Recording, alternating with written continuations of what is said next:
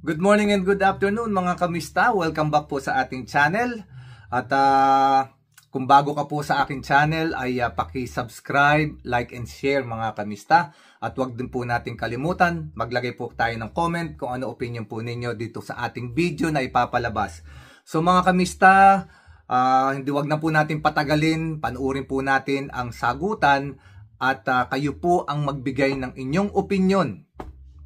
Kung ano po sa palagay ninyo, kung nagsasabi nga po ba talaga ng totoo, itong si Curly Discaya na number 1 na subcontractor sa flood control na di umano ay isa at nangunguna sa mga tiwaling project na ginawa nila sa DPWH at siya po ay nagbunyag ng santambak na mga kasabwat nila sa gobyerno, mga opisyal ng DPWH at mga kongresista na kanilang binibigyan ng pera upang sila ay makakuha ng project sa gobyerno at magkamal ng limpak-limpak na salapi. Umaabot po ng bilyon-bilyon ang mga pera na nakuha ng Discaya at pero hindi po nila ginawa ang kanilang trabaho ng tama na naging dahilan upang ikasira at ikamatay ng ilan nating kababayan ng dahil po sa baha. So mga kamista,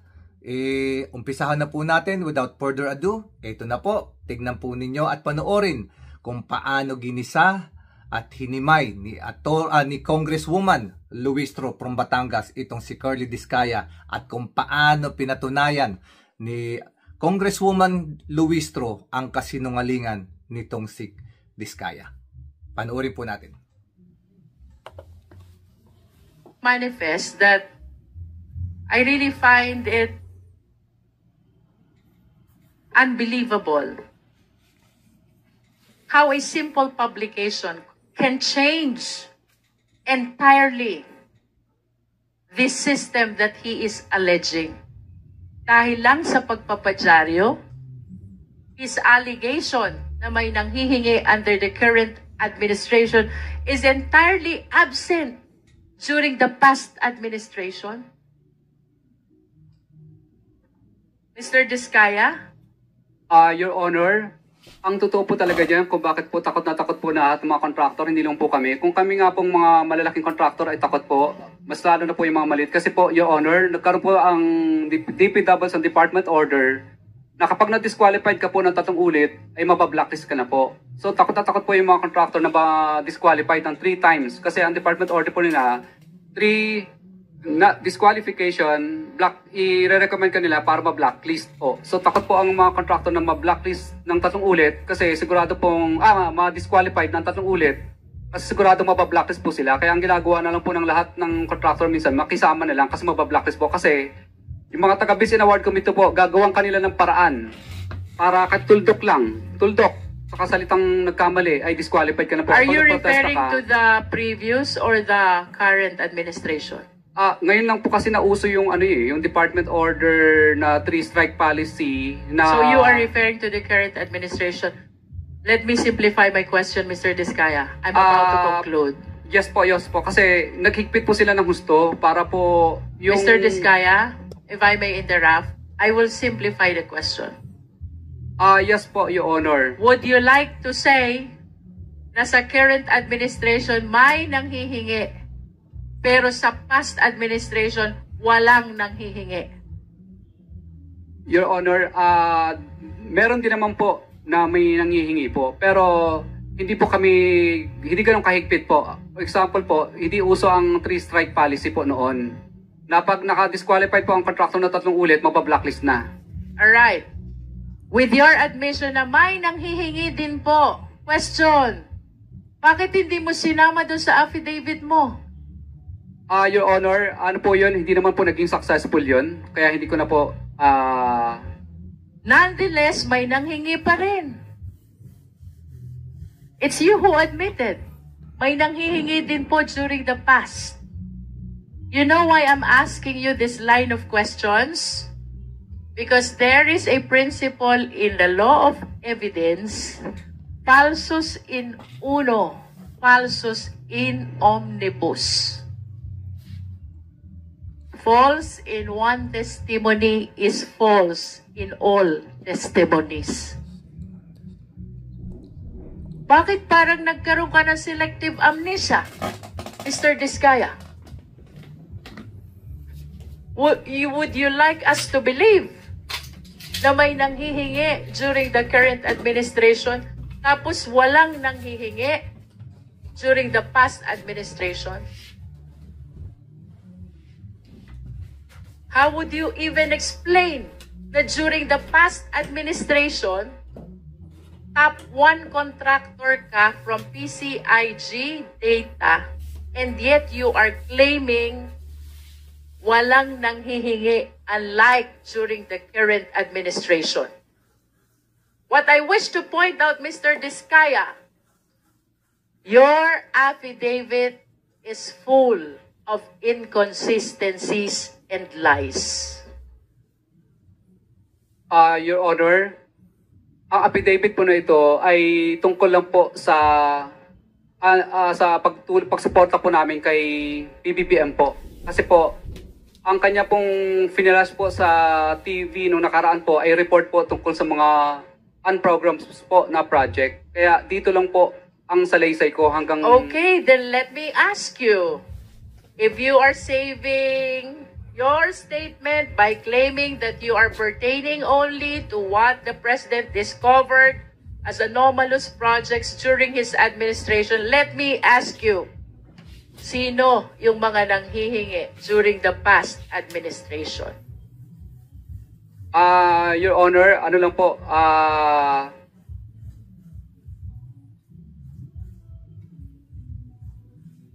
Your Honor, nung mga panahon po kasi na yun, kadalasan po, iba po, mga retired na po, mga wala na po dito sa DPWs. Kadalasan But po, can mga you taga-DPWs lang po. Can you please identify the names with the same courage that you have when you name these lawmakers and DPWH officials in your affidavit? Your Honor, for example po, si D.E. Art Pascual po dati. Kaya lang patay na po Who siya. is D.E.R. Pascual? Opo, D.E. Art Pascual. Siya po ang nagpa-block. Bago po siya namatay noon, ay pina-blacklist niya po kami dahil nag-negative slippage.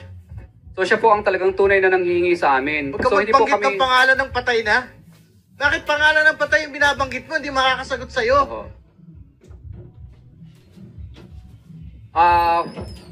Yung iba po kasi sa... Ganito na lang ho kaigsi yung pasensya ng komite na ito. Bago ho tayo umabot sa punto na walang uwian. So, seryosohin po natin yung pagsagot. Hindi ho namin tatanggapin yung mga ganyan po. Nagtatanong ng pangalan ng patay. Hindi nyo na rinespeto yung tao. Your Honor, okay lang po ba yung data po? Kasi wala pa sa akin yung iba pang mga Bigay data. ka ng bakit papel ang hinahanap? Yung laman ng utak mo hinahanap. Sino yung humingi ng pera? Mula sa nagdaang gobyerno. Opo. Hindi mo kailangan ng papel para doon. Opo. Dati po sa sa bandang Region 4A po noon, mga mga regional director naman po Okay, noon. bigay ka ng pangalan. Po. Bali ano po si nakalimutan ko na yung pangalan. Magbigay ka ng pangalan. Si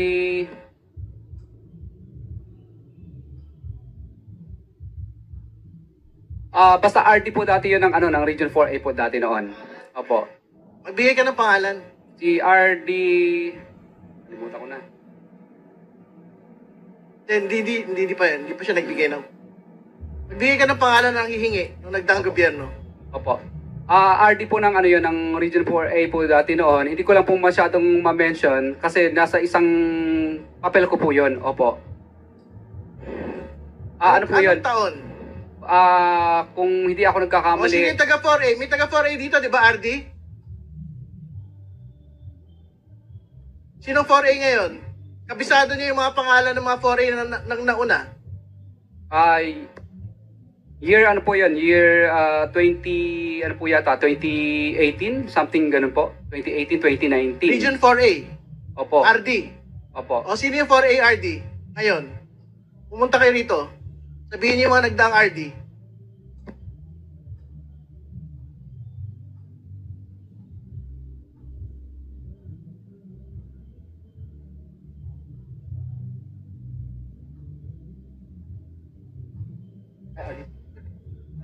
Kaya na kayo magkamayan, Director Samson Hebra po dati nung araw. buhay pa ba yun? Buhay pa ba yun? Yung mga taga DPWH, buhay pa po ba yun? Sige, pakiulit yung pangalan. Director Samson Hebra po. Humihingi ng pera sa inyo. May inuutusan lang po siya na kailangan ay magbigay po at may pinakukuha. Pero hindi po kami pumayag. Magkano yung hinihingi? Ano po, bali, ano po, parang nasa ano po yata yun, parang 10%. Para kanino? Para daw sa, basta may ayaw po niya, basta taas lang. Yan lang po Ano na naman sinasabi. yung taas? Ano na naman? Baka yung taas, magtututuro ka na naman kung sino-sino. Wala po. Sino yung taas? Wala pong binanggit sa akin ng mga politiko, basta taas lang. Congressman Luisino, please proceed. Mr. Chair, I wish to wrap up, no? If we can bring back the slide, there is an admission also already from the resource person that even during the past administration ay may nanghihingi. However, it appears na he refused to disclose the names, unlike the way he did in his affidavit when he identified the alleged lawmakers and the DPWH officials. With that amount of awarded contract to Mr. Diskaya, that is 12 billion. Bagaman he is questioning the amount, no? I do not understand why a simple publication would make a difference between the previous and the current administration. If he is claiming na yung mga pinangalanan niya na mambabatas at DPWH officials ay nanghihingi, what makes the situation during the past administration different? Bakit ayaw niyang pangalanan? When in fact, during the past administration, he is the top 1 contractor. I wish to ask, Mr. Chair, nagkaroon ba ng selective amnesia si Mr. Diskaya? Tanda niya yung mga nanghingi sa kanya during the current administration. Pero it seems he totally forgot already about the people who might have asked for the same requirement as well during the past administration when he ranked number 1 with regards to the biggest awarded contract among the contractors in the entire country, Mr. Chair. And I wish to remind our resource person, hindi pwedeng ang pagsasabi ng katotohanan ay selective lamang. When you take your oath to tell the truth and nothing but the truth, you have to disclose everything. Hindi pwedeng ang i-disclose mo lang 23 up to 24 and then 2016 to 2022 nakalimutan mo na. How can that be possible, Mr. Diskaya? And of course, let us remind our resource person again, falsus in uno, falsus in omnibus. I am questioning the veracity of your affidavit. It is full of inconsistencies. It is full of false testimony.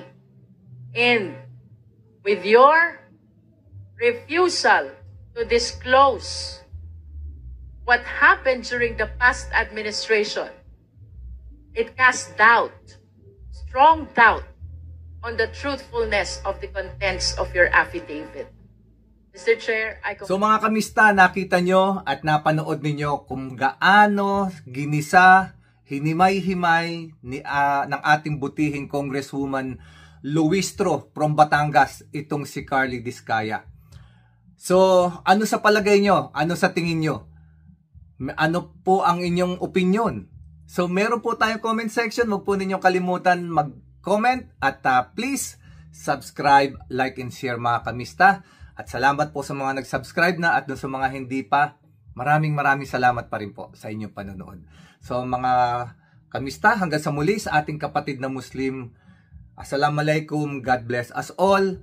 Sa ating mga kababayang Pilipino, huwag po nating kalimutan at huwag po nating pabayaan na makalipas lamang o humupa itong mga ganitong issue sa ating bayan. Kailangan po natin ng pagbabago, kailangan may managot, kailangan may makulong, kailangan may magbayad, kailangan bumalik ang pera sa pondo ng gobyerno para may ipagawa na panibagong structure para sa flood control para po talagang marisolba na ang problema sa pagbaha sa ating bayan.